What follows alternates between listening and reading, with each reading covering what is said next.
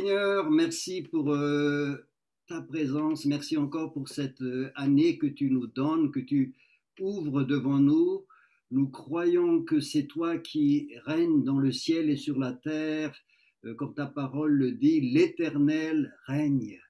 Merci Seigneur parce que tu es parmi nous ce soir, là où deux ou trois se réunissent en ton nom, tu es au milieu.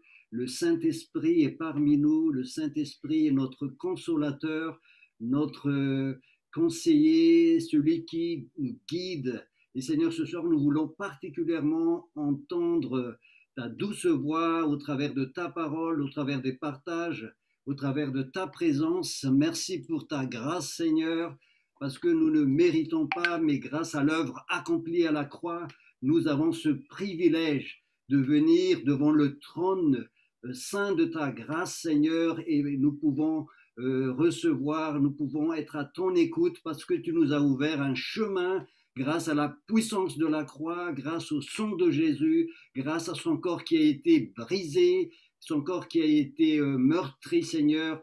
Tu nous ouvres un accès auprès du Père.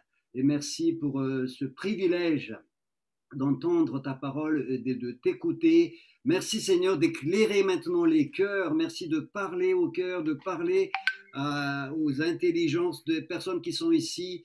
Tu es celui qui seul peut ouvrir notre intelligence afin que nous comprenions quelle est ta parole, quelle est ta pensée pour chacune de nos vies. Au nom puissant de Jésus-Christ, je prie.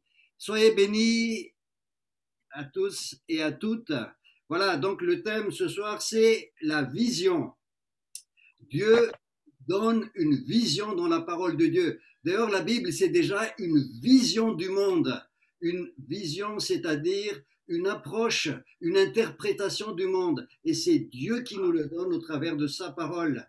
Alors ce soir, Dieu veut encore nous donner sa vision de ce que nous sommes en train de vivre actuellement et particulièrement ce que tu es en train de vivre actuellement. Et donc, je vais donner une définition globale. En fait, on a déjà commencé la première partie de cet enseignement la semaine dernière, mais je vais résumer un petit peu pour les personnes qui n'étaient pas là, pour qu'elles puissent prendre le train en marche. Alors, la vision, c'est quoi? La vision, pour dire d'une manière très globale, la vision, c'est répondre à la question pourquoi? Pourquoi je suis là? La raison d'être de ce que je fais? Pourquoi je fais ceci? Pourquoi je fais cela? Donc, la vision, c'est ce qui anime toutes mes actions, c'est ce qui donne sens à ce que je fais et à ma vie. Voilà, en gros, hein, c'est une vision très globale. C'est une définition très globale de la vision. Et dans la Bible, cette vision-là, elle descend d'en haut. C'est Dieu qui donne la vision. La vision n'est pas le résultat, je dirais, d'une discussion, d'une synthèse entre différents points de vue. Non, la vision dans la Bible, elle descend d'en haut. Parce que c'est Dieu qui donne une vision à une personne, à un groupe de personnes, à son Église. Donc, au travers de cette vision-là, Dieu se révèle d'abord. Dieu se révèle, premièrement, parce que nous ne pouvons pas comprendre la vision si nous n'avons pas reçu au préalable une révélation de Dieu. Donc, Dieu se révèle toujours, et vous pouvez voir ça dans l'Ancien Testament. On a parcouru un petit peu l'Ancien Testament la fois dernière. Vous pouvez voir ça au travers de la vie d'Abraham, au travers de la vie de Moïse, au travers de la vie de David, etc. Donc Dieu se révèle d'abord. Ensuite, au moment où Dieu se révèle à son serviteur ou à un groupe de personnes, Dieu révèle aussi qui il est, la personne devant laquelle il est. Dieu montre, donne un éclairage particulier à la personne de manière à ce que la personne puisse aussi donc avoir une vision claire et juste et vraie de ce qu'il est. Parce que notre vision de nous-mêmes est toujours biaisée. Nous avons soit une vision très pessimiste, soit optimiste, et Dieu rectifie tout ça. Il nous donne une vision vraie, authentique de ce que nous sommes, nos qualités, nos défauts et ce qu'il veut faire dans sa vie, dans notre vie. Donc ce qu'il fait, le Seigneur, il nous montre ce qu'il voit.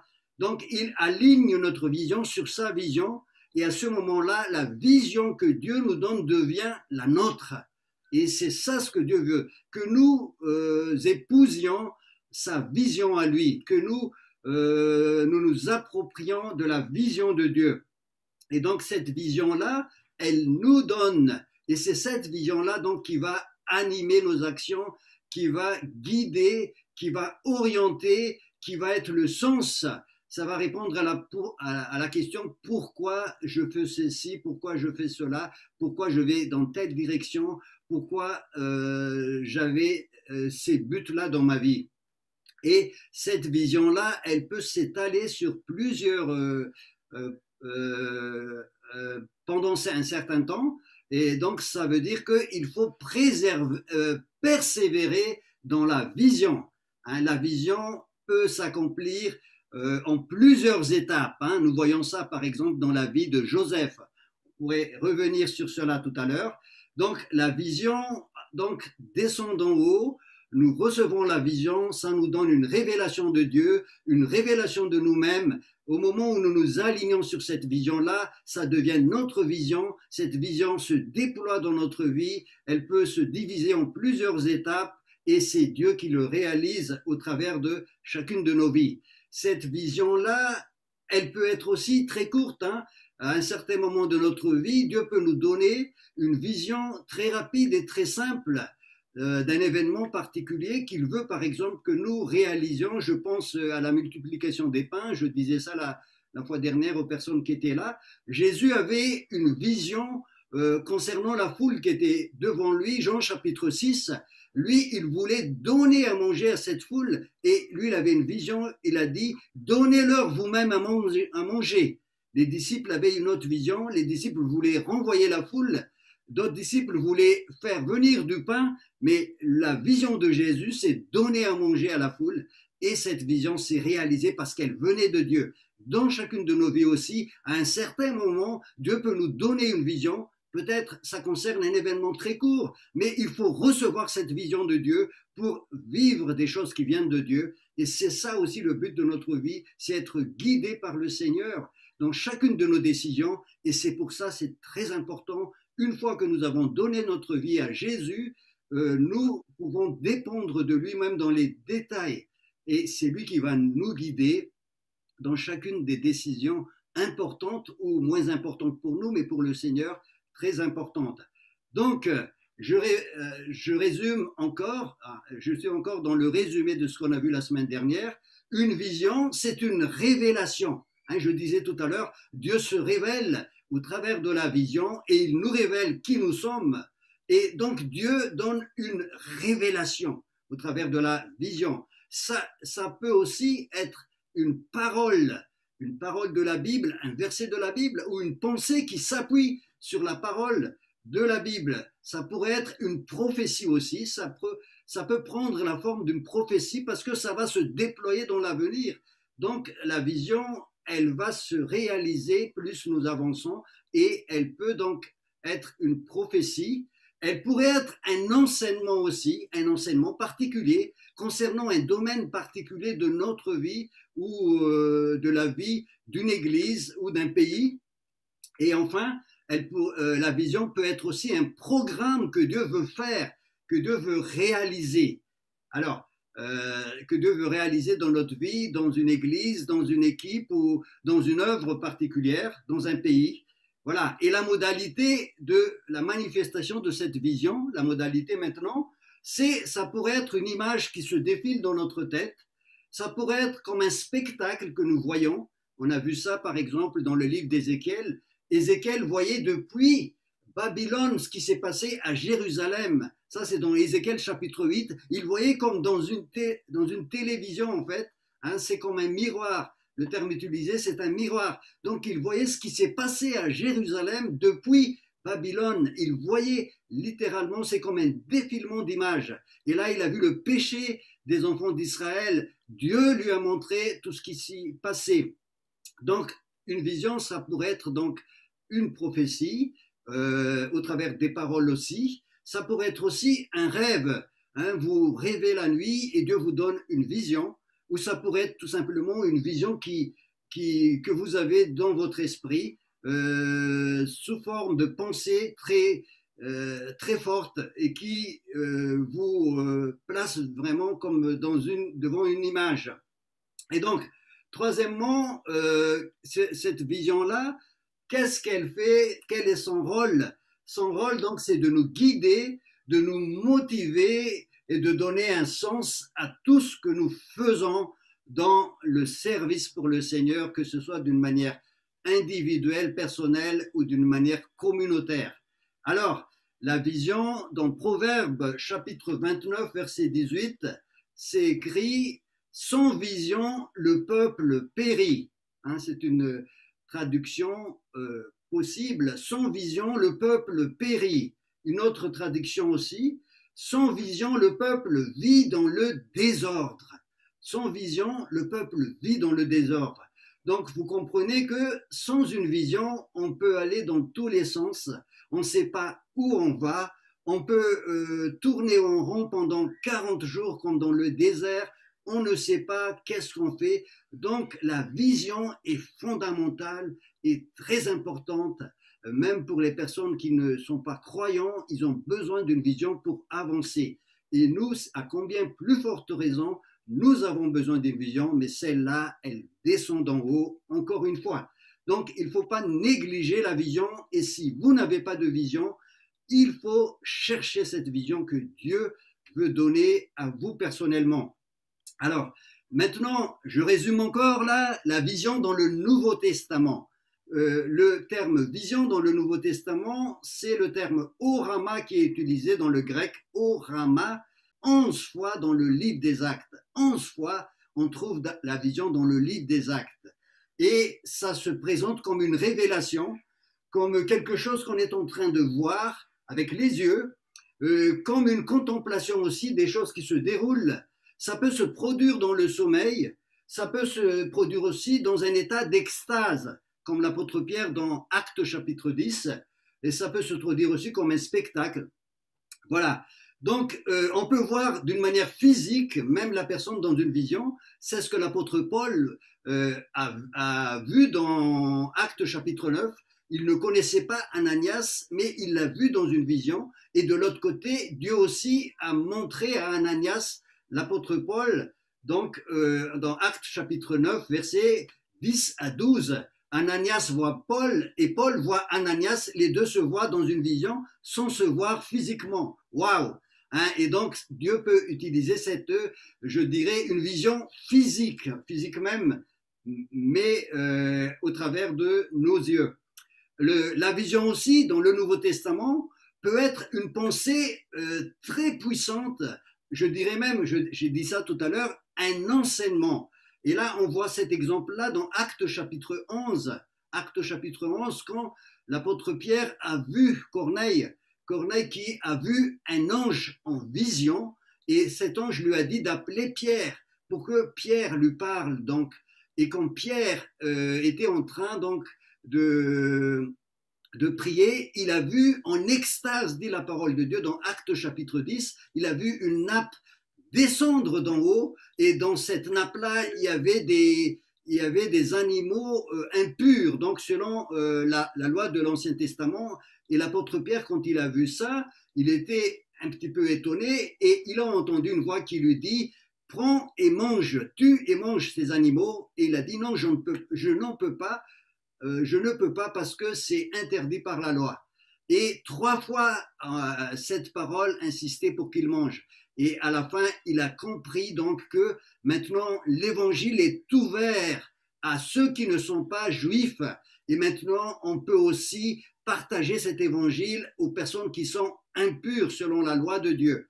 Et donc, les apôtres qui étaient à Jérusalem lui ont posé beaucoup de questions dans Actes chapitre 11 en disant « Mais qu'est-ce que tu allais faire chez les païens ?» Et là, il a expliqué la vision qu'il a reçue, cette nappe qui descendait d'en haut, et donc qui lui donne un enseignement. La vision, c'est un enseignement particulier. Maintenant, l'évangile s'ouvre aux païens aussi.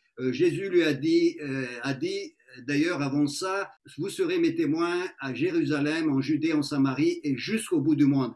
Donc, ce commandement de Jésus a été communiqué encore à l'apôtre Pierre au travers d'une vision, et cette vision de l'ouverture de l'évangile aux païens a été donc donnée à Pierre et a été renforcée par la parole de Dieu, parce que vous allez voir un peu plus loin, l'apôtre Paul va être envoyé aussi vers les païens, vers les non-juifs, et à partir de Actes chapitre 11, l'évangile va donc toucher aussi les non-juifs. Et donc, voyez-vous, c'est très important que Dieu révèle cet enseignement au travers d'une vision. Mais troisièmement aussi, dans le Nouveau Testament, la vision peut être un programme que Dieu réalise. Et c'est ce qu'il a fait avec l'apôtre Paul. Ça, j'ai passé un petit peu plus de temps la dernière fois. Avec l'apôtre Paul, dans Actes chapitre 15-16, l'apôtre Paul était avec Barnabas. Barnabas avait une vision pastorale. Il voulait amener avec lui Marc, qui donc est parti quand ils ont fait leur premier voyage. Marc est parti, mais Paul avait une vision missionnaire, apostolique, qui consistait à propager l'évangile selon la parole de Jésus, faites de toutes les nations mes disciples. Et Paul était obligé de se séparer de Barnabas pour donc rentrer dans cette vision apostolique de propagation, de multiplication de l'évangile. Et au chapitre 16 du livre des Actes, le Saint-Esprit le conduisait donc vers la ville de Philippe, où l'évangile est entré en Europe et où l'apôtre Paul commençait donc son deuxième voyage et son troisième voyage. Et l'évangile a été propagé en Europe parce que c'était là ce que Dieu voulait dans un premier temps, dans la première étape de la propagation de l'évangile. Voilà. Et donc, c'était important pour Dieu de donner son programme d'évangélisation à l'apôtre Paul au travers d'une vision. Voilà. Et maintenant, on va aller plus loin. Là, j'ai résumé en gros ce qu'on a vu la dernière fois. Maintenant, on va aller plus loin. Donc, la vision, elle a toujours comme objet ultime, comme objet principal, Jésus. Il ne s'agit pas d'avoir une vision qui concerne des choses qui n'ont rien à voir avec Jésus. Dans la Bible, en tout cas, c'est Jésus qui est l'objet de la prophétie. Tout converge vers Jésus. Et dans Apocalypse chapitre 19, verset 10, c'est écrit que le témoignage de Jésus est l'esprit de la prophétie. Donc, une vision prophétique témoigne toujours de Jésus d'une manière ou d'une autre. On ne va pas développer ça, mais c'est très important de le souligner. Donc, voilà, c'est important. Et dans Hébreux chapitre 11, chapitre 1er plutôt, Hébreux chapitre 1er, verset 1, c'est écrit « Après avoir autrefois à plusieurs reprises et de plusieurs manières parlé à nos pères par les prophètes, Dieu nous a parlé par le Fils, par Jésus, en ces jours qui sont les derniers. Il l'a établi héritier de toutes choses, co-héritier avec lui, et c'est par lui qu'il a fait le monde. » Donc la vision doit donc avoir comme objet Jésus. Voilà, même si ça concerne des choses particulières, le but, c'est d'annoncer ce message de Jésus. Voilà. Maintenant, une fois que j'ai dit tout ça, je reçois la vision. Vous avez reçu une vision, on va dire, nous avons reçu une vision, et quoi faire avec cette vision? Quoi faire avec cette vision? Qu'est-ce qu'il faut faire concrètement? La première chose, c'est écrire la vision. Alors, je vous amène dans Habakkuk, chapitre 3, versets 2 jusqu'à 4. Habakkuk, chapitre 3, versets 2 à 4. Voilà ce qui est écrit. Mets la vision par écrit. Mets la vision par écrit. Mets la vision par écrit. Grave-la sur des tables, afin qu'on la lise. couramment, afin qu'on la lise couramment. En effet, c'est encore une vision qui concerne un moment fixé. Elle parle de la fin et ne mentira pas. Si elle tarde, attends-la, car elle s'accomplira certainement. Il est plein d'orgueil celui dont l'âme n'est pas droite, mais le juste vivra par la foi. C'est par la foi qu'on va arriver à garder la vision. On va développer un petit peu ce que parle ce passage. Donc la première chose, écrire la vision. Quand vous avez reçu quelque chose du Seigneur au travers d'une révélation de ce qu'il est, de ce que vous êtes, il vous a révélé la vision, écrivez la vision. Écrivez la vision à votre façon.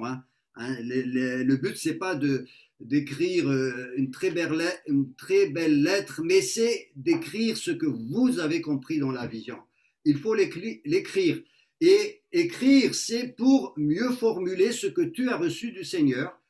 C'est bien comprendre, bien conceptualiser cette vision pour que ça devienne clair dans ta tête, dans ton esprit. Il faut que tu t'assures que Dieu t'a parlé et que ce que tu as reçu est clair. Dieu n'est jamais dans la confusion.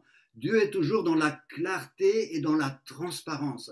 Est-ce que j'ai compris ce que Dieu m'a dit? Je veux l'écrire à ma propre façon. Il ne s'agit pas de faire des belles phrases, encore une fois, mais de bien formuler, conceptualiser à votre façon ce que Dieu vous a dit. Ensuite, il dit, grave-la sur des tablettes. Grave-la sur des tablettes, et vous savez que dans le Nouveau Testament, nous sommes dans la Nouvelle Alliance.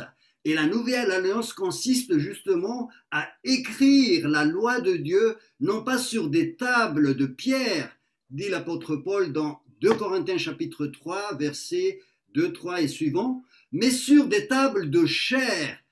Et dans Jérémie chapitre 31, où le prophète Jérémie parle de la nouvelle alliance, il dit ceci: je vais conclure une nouvelle alliance avec vous, je vais écrire ma loi dans votre cœur, sur votre intelligence, afin que nul n'enseignera plus son frère en disant connais l'Éternel, car tous me connaîtront, depuis le plus petit jusqu'au plus grand. Dans la nouvelle alliance, Dieu s'adresse à nous d'une manière personnelle. La parole de Dieu, la prophétie de Dieu, la vision de Dieu, elle va l'écrire sur ton cœur. Quand c'est une parole, cette parole-là, Dieu va l'écrire. Ça va être comme quelque chose à laquelle tu es attaché. Ça va être quelque chose qui va diriger, qui va animer ta vie parce que tu l'as reçu du Seigneur. Le Saint-Esprit va l'écrire sur une tablette de chair. C'est ton cœur. L'apôtre Paul dit, non pas avec de l'encre, mais avec le Saint-Esprit. Donc cette parole qui vient du Seigneur va être écrite par le Saint-Esprit sur notre cœur. Et on va prendre un texte dans le Nouveau Testament, dans Luc chapitre 2, versets 17 et 19. Je vous invite à ouvrir votre Bible, Luc chapitre 2, versets 17 et 19. Je vais le lire. Après l'avoir vu, ils racontèrent ce qui leur avait été dit au sujet de ce petit enfant. Tous ceux qui les entendirent furent dans l'étonnement de ce que leur disaient les bergers. Et verset 19, Marie gardait toutes ces choses et les repassait dans son cœur. Marie gardait toutes ces choses et les repassait dans son cœur. En fait, dans le contexte, il s'agit des bergers qui étaient sur la montagne et qui ont entendu le message des anges en disant « Aujourd'hui, dans la ville de David, est né un sauveur. Voilà la bonne nouvelle. Est né un sauveur, le Messie. » Voilà. Et quand ces bergers-là ont entendu ça, ils sont allés donc à Bethléem et là, ils ont vu Joseph et Marie, ils leur ont raconté ça et quand Marie a entendu ça, elle a gardé toutes ces choses dans son cœur et elle le repassait dans son cœur. Et le terme garder là, c'est le terme soteréo en grec, soteréo. C'est un terme qui a été utilisé aussi pour parler du vin nouveau. Le vin nouveau a été conservé, soteréo, dans des outres nouvelles. Donc nous sommes comme des outres. Nous recevons cette parole, ce vin nouveau qui vient du Seigneur et il faut le garder dans notre cœur. Il faut le garder, ce vin qui vient de notre cœur. Une vin, c'est une parole prophétique aussi. L'apôtre Paul, il dit dans Éphésiens chapitre 5, verset 18, « Ne vous enivrez pas de vin, c'est de la débauche, soyez remplis du Saint-Esprit. » Le Saint-Esprit, quand il vient dans notre cœur, il vient aussi sous une forme de révélation et des fois ça prend l'allure de quelqu'un qui est un petit peu, je dirais, qui a bu un petit peu du vin doux, comme disaient les Juifs, donc dans le livre des Actes, quand les apôtres ont reçu le Saint-Esprit. Et le terme qui est utilisé donc dans le vin, dans l'outre neuve, c'est le terme conserver, santereo. Donc conservons les paroles prophétiques, repassons-les dans notre cœur. Et le terme santereo veut dire d'abord conserver. Conserver, c'est garder. Garder une chose pour qu'elle ne se perde pas. Je garde la parole de Dieu dans mon cœur, dit le psalmiste, afin de ne pas pécher contre toi. Je m'accroche, je m'attache à cette parole, je garde cette parole, je repasse dans mon cœur cette parole. Ça, c'est la première signification. On peut aussi penser à une autre idée qui veut dire préserver, hein, conserver et préserver. Je préserve cette vision que Dieu me donne. Je la garde et j'en prends soin. Hein, je médite, hein, je garde bien cette vision, je médite, je repasse. Hein. J'imagine Marie, elle a dû penser plusieurs fois à ce qu'ont dit les bergers après ce passage. Elle s'est dit, mais alors comment Dieu va réaliser cette bonne nouvelle? Comment Dieu va réaliser la venue de ce sauveur, la venue de ce Messie? Elle a eu la vision, le Messie n'était pas encore là, mais elle en était convaincue et elle continuait à méditer sur cela, à garder dans son cœur.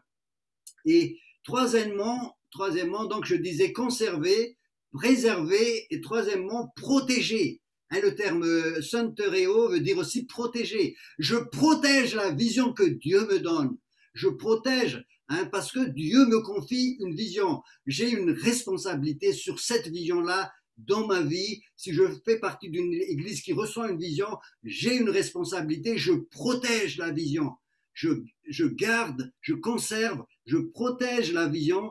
La vision dans le cas de Marie, donc c'est la bonne nouvelle. Un sauveur vous est né, le Christ, le Messie, le Seigneur. Et Marie, à partir de là, elle a gardé ça dans son cœur, elle a repassé dans cette perspective de cette vision de Dieu. La vision de la mission de Jésus. Hein, Jésus avait reçu aussi cette vision de venir à la croix. Hein, Jésus avait reçu la vision qu'il allait mourir à la croix quand il est venu sur la terre. Il savait que c'était sa mission. Et dans Matthieu chapitre 16, verset 21, Matthieu chapitre 16, verset 21, je vais vous le lire, Matthieu 16, 21, dès lors, Jésus commença à faire connaître à ses disciples qu'il fallait qu'il allât à Jérusalem, qu'il souffrit beaucoup de la part des anciens, des principaux sacrificateurs et des scribes, qu'il fut mis à mort et qu'il ressuscita le troisième jour. Ça, c'est dans Matthieu chapitre 16, verset 21. C'est au milieu de son ministère. Et juste après avoir dit à Pierre que Pierre, tu es Pierre, et sur cette pierre, je bâtirai mon église. Quand Pierre a reçu cette vision de l'église fondée sur la révélation de Jésus comme le Messie, tu es le Fils du Dieu vivant. Juste après ça, Jésus commençait à leur révéler sa destinée. Qu'est-ce qui animait Jésus? Pourquoi il est sur la terre? Ce pourquoi il est là. Jésus commençait à leur partager cette vision qu'il a reçue de Dieu, qu'il sera livré, il va souffrir, il va être mis à mort, mais le troisième jour, il va ressusciter. Waouh! Donc ça, c'était la destinée, la vision de Jésus. Mais cette vision de Jésus a été contestée, des fois a été, je dirais, accélérée aussi. Les Juifs voulaient l'accélérer. On va prendre quelques versets qui montrent cela.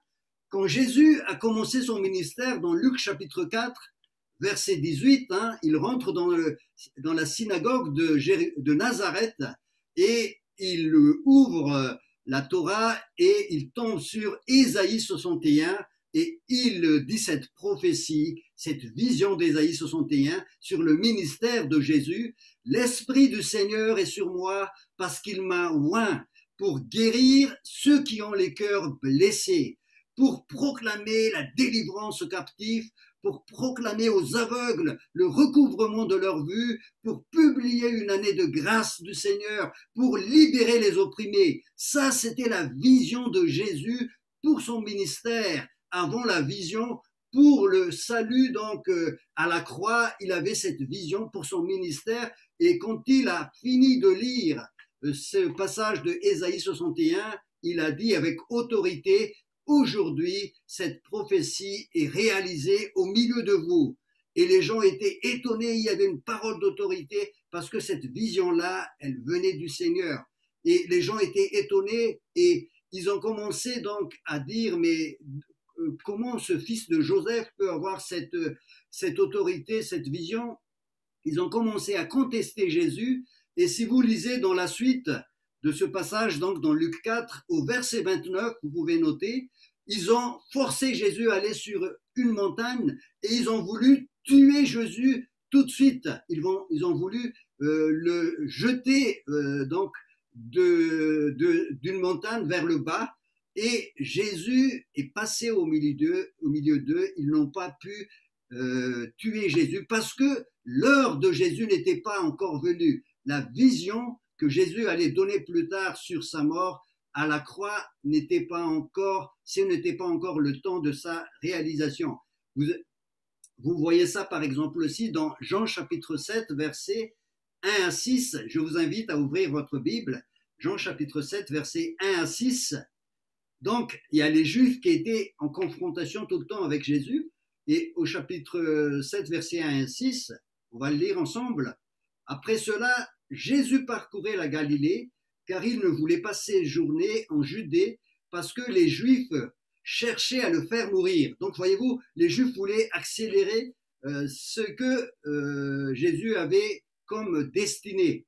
Verset 2, or, la fête des Juifs, la fête des tabernacles était proche. Et ses frères, les frères de Jésus, lui dirent, pars d'ici et va en Judée, afin que tes disciples voient aussi les œuvres que tu fais. Personne n'agit en secret lorsqu'il désire paraître.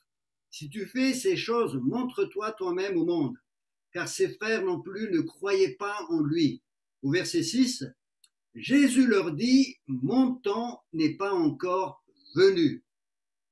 Mon temps n'est pas encore venu. Et le temps, c'est le terme kairos. Donc, la réalisation de cette vision-là n'est pas encore là. Hein, le temps n'est pas encore là et il faut attendre. Et c'est pour ça que dans le Habakkuk tout à l'heure, nous avons vu qu'il faut attendre. Si la vision tarde à venir, tu l'attends. Parce qu'il y a un temps fixé pour la vision que Dieu t'a donné. Le temps pour Jésus de mourir à la croix n'était pas encore venu à ce moment-là, hein, mais le temps des Juifs et des autres était toujours prêt. Voilà. Au verset, revenons dans Habakkuk, donc, je disais tout à l'heure, si elle tarde, attends-la, elle s'accomplira certainement, elle ne sera pas différée. Il y a un kairos de Dieu pour la vision qu'il t'a donnée. Ça peut donc se déployer en plusieurs étapes, mais attends-la, elle va arriver certainement, elle aspire à son terme. Elle est comme attirée vers son terme, parce que c'est Dieu qui déploie la vision. Donc, la quatrième chose que je vais voir avec vous, donc, c'est attendre avec persévérance cette vision que Dieu t'a donnée, que Dieu nous a donnée. Et dans Osée, chapitre 6, verset 3, Osée, chapitre 6, verset 3, il y a une parole qui dit ceci, sa venue est aussi certaine que celle de l'aurore. La venue de la vision que Dieu donne est aussi certaine que la venue de l'aurore, la venue du matin. Mais il faut qu'elle arrive en son temps. Donc, sois patient, persévère, garde bien dans ton cœur, repasse dans ton cœur, médite, retiens cette vision que le Saint-Esprit a écrite en toi et elle viendra au moment fixé en son temps, mais sa venue est aussi certaine que celle de l'aurore. Amen. Alors, pour terminer cette partie-là, il est -10. J'aimerais tout à l'heure partager avec vous, j'aimerais entendre quelques témoignages aussi peut-être, et peut-être prier pour les visions que le Seigneur donne aux uns et aux autres tout à l'heure. Donc, pour terminer, nous allons maintenant voir dans la vie de Joseph. Joseph dans l'Ancien Testament, comment Dieu donc a réalisé une vision qu'il a donnée à Joseph au travers d'un rêve. Donc je vous invite à ouvrir votre Bible dans Genèse chapitre 37. Genèse chapitre 37, à partir du verset 2.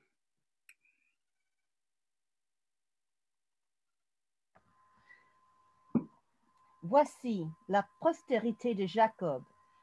Joseph, âgé de 17 ans, faisait paître le troupeau avec ses frères. Cet enfant était auprès des fils de Bilba et des fils de Zilpa, femme de son père. Et Joseph rapportait à leur père leurs mauvais propos. Israël aimait Joseph plus que tous ses autres fils, parce qu'il l'avait eu dans sa vieillesse, et il lui fit une tunique de plusieurs couleurs. Ses frères virent que leur père l'aimait plus que eux tous, et ils le prirent en haine. Ils ne pouvaient lui parler avec amitié. Joseph eut un songe, et il le raconta à ses frères, qui le haïrent encore davantage. Il leur dit: écoutez donc ce songe que j'ai eu. Nous étions à lier des gerbes au milieu des champs, et voici, ma gerbe se leva et se tint debout, et vos gerbes l'entourèrent et se prosternèrent devant elle. Ses frères lui dirent: est-ce que tu régneras sur nous? Est-ce que tu nous gouverneras? Oui. Et ils le haïrent encore davantage à cause de ses songes et à cause de ses paroles. Il eut encore un autre songe, et il le raconta à ses frères. Il dit: j'ai eu encore un songe, et voici le soleil, la lune et 11 étoiles se prosternaient devant moi. Il le raconta à son père et à ses frères. Son père le réprimanda et lui dit: que signifie ce songe que tu as eu? Faut-il que nous venions, moi, ta mère et tes frères, nous prosterner à terre devant toi? Ses frères eurent de l'envie contre lui, mais son père garda le souvenir de ces choses. Voilà, on va s'arrêter là. Josy, merci pour cette lecture. Donc, dans ce passage-là, Joseph était le plus jeune, mais c'est à lui que Dieu a donné la vision. Et donc, c'était incompréhensible, c'était même inacceptable pour ses frères, et même là pour son père aussi. Il a dit: prétends-tu que nous viendrons, ta mère, tes frères et moi-même, nous prosterner devant toi en terre? Et les frères ont eu beaucoup de jalousie, éprouvèrent beaucoup de jalousie, mais son père dit dans ce passage: garda le souvenir de cet incident. Et c'est pour ça peut-être que son père n'a jamais enlevé de son cœur, si vous lisez la suite, la pensée de son fils, et il a, même s'il a pensé qu'il était mort, il l'avait toujours gardé dans son cœur. Voilà. Et donc, ce qui est important dans ce passage, cette histoire s'est passée à ce moment-là, mais quand la vision s'est réalisée, il s'est passé plusieurs années, au moins une dizaine d'années, et Joseph donc a dû attendre. il a persévéré. Après, les frères l'ont jeté donc dans une citerne. Il a été vendu aux Madianites. Il a été jeté en prison. Et ensuite, en prison, il est resté 2 ans. Et c'est après cela seulement que Pharaon donc a eu le rêve que vous connaissez, les 7 belles vaches grasses qui montèrent du fleuve, et ensuite les 7 autres vaches laides et maigres qui montaient et qui donc signifiaient, c'est Joseph lui-même qui a expliqué le rêve. Et c'est comme ça que Joseph est devenu le premier ministre de l'Égypte. Le pharaon donc lui a donné ce pouvoir et lui a donné donc de gouverner l'Égypte.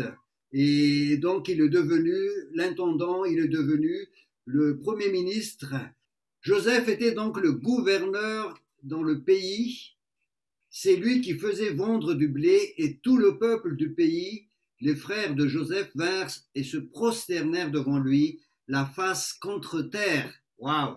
Au verset 18 du chapitre 50, ses frères vinrent eux-mêmes tomber à ses pieds et dire: nous voici tes serviteurs. Verset 19, Joseph leur dit: soyez sans crainte, en effet, suis-je à la place de Dieu? Vous aviez formé le projet de me faire du mal, Dieu l'a transformé en bien pour accomplir ce qui arrive aujourd'hui, pour sauver la vie d'un peuple nombreux. Maintenant soyez donc sans crainte, je vais pourvoir à tous vos besoins et à ceux de vos enfants. Il les consola en parlant à leur cœur. Il les consola en parlant à leur cœur. Et voyez-vous, dans cette vision de Joseph, il y a une vision prophétique qui annonce Jésus. Ce qu'on a vu tout à l'heure à propos de Jésus, Jésus qui a été contesté, qui a été persécuté, qui a été chassé par ses frères, par les Juifs, ben c'est lui qui apporte le salut, c'est lui qui apporte la guérison, c'est lui qui apporte la résurrection, et c'est exactement ce qui s'est passé avec Joseph.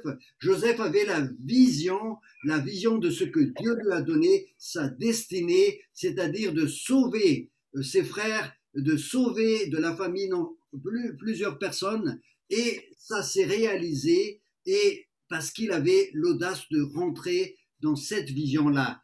Sans la vision de Joseph, le peuple périssait. Sans vision, le peuple périt. Sans une vision, toi aussi, tu vas périr. Sans une vision, l'Église aussi peut finir très mal et périr. Et donc, sans une vision aussi, les gens ne peuvent pas obtenir ce que Dieu leur a préparé. Sans une vision comme celle de Joseph, les Juifs, les Hébreux n'auraient pas eu donc ce blé, n'auraient pas eu cette nourriture, l'Égypte non plus. Et c'est pareil avec le Seigneur Jésus. Sans cette vision de Jésus, nous ne serons pas sauvés. Donc maintenant, Dieu t'a donné une vision. Dieu t'a donné une vision dont l'objet est certainement lié à la prophétie concernant Jésus. Cette vision-là, il faut que tu la gardes. Cette vision-là, il faut que ça soit écrit sur ton cœur. Cette vision-là, il faut que tu la conserves, que tu la protèges, que tu persévères dans cette vision-là, parce que sans cette vision-là, le peuple périt et toi-même tu peux périr. Et la vision que le Seigneur Jésus nous a donnée avant de partir, c'est très simple. Il a dit dans Actes chapitre 1er, verset 8, vous recevrez une puissance, le Saint-Esprit survenant sur vous, et vous serez mes témoins à Jérusalem, en Judée, en Samarie et jusqu'au bout du monde. Cette vision-là, elle est la vision de l'Église. Si l'Église se sépare de cette vision-là, elle va périr. Et l'Église, je parlais tout à l'heure de la vision de Barnabas en voulant récupérer Marc, qui est une vision qui est bien. C'est une vision pastorale, c'est-à-dire s'occuper de brebis. C'est très important. Mais avant la vision pastorale, il y a la vision apostolique, celle de l'apôtre Paul. Et c'est pour ça que l'apôtre Paul a été envoyé par Dieu pour aller vers l'Europe, vers Philippe vers la Macédoine, vers la Chéie, pour faire de l'Europe donc ce bassin de l'Évangile, pour amener l'Évangile jusqu'au bout du monde. Et ça s'est réalisé au XVIIIe siècle, quand l'Évangile partait de l'Europe dans tous les continents, en Asie, en Afrique, en Amérique latine. Et c'est comme ça que ces pays-là ont entendu l'Évangile, parce qu'il y avait une vision chez l'apôtre Paul, que l'apôtre Paul a réalisé, et cette vision-là s'est accomplie, s'est déployée. Et maintenant, ce qui se passe, ces continents-là qui ont entendu l'évangile maintenant sont en train d'être mobilisés par le Seigneur pour amener l'évangile en Europe pour la dernière grande moisson. Parce que le Seigneur va faire une moisson énorme, comme cette moisson de Joseph, comme cette belle vache, qui vont donc amener de la nourriture. Et je pense que le Seigneur va le faire maintenant en Europe. Il faut que tu rentres dans cette vision, que tu gardes cette vision-là, que tu la conserves, que tu la protèges et que tu laisses, elle va se réaliser, elle se réalisera en son temps. Ce que je dis là, c'est une parole prophétique, c'est une vision que le Seigneur m'a donnée et a donnée à plusieurs prophètes et qui va arriver dans les temps qui sont les derniers. Donc l'Église actuellement doit s'atteler à cette vision d'annoncer l'évangile, de propager l'évangile, de faire de toutes les nations mes disciples. C'est à cela que le Seigneur nous appelle, c'est la première mission de l'Église. Les autres missions sont importantes, mais ce sont des wagons qui suivent derrière. Mais le wagon en premier, la locomotive de l'Église, ça doit être comme dans le livre des Actes, c'est le témoignage et l'évangélisation, la propagation du royaume. Après, ce premier wagon est suivi d'un wagon, je dirais, pastoral, qui consistait à accueillir les gens, à les restaurer, à les libérer, à les former, à les équiper et à les envoyer aussi. C'est comme ça que ça se passe dans le Nouveau Testament. La vision des apôtres, c'était une vision apostolique. Ça consiste d'abord d'atteindre les perdus. Atteindre, c'est le premier verbe qui manifeste la vision du livre des Actes. Atteindre, toucher, faire de toutes les nations mes disciples. Atteindre, ensuite restaurer, libérer, c'est-à-dire les gens qui sont atteints, ils traînent avec eux des casseroles, ils traînent avec eux des vies brisées, ils ont perdu leur identité, ils sont blessés, ils ont besoin d'être restaurés, mais il faut qu'ils soient touchés d'abord.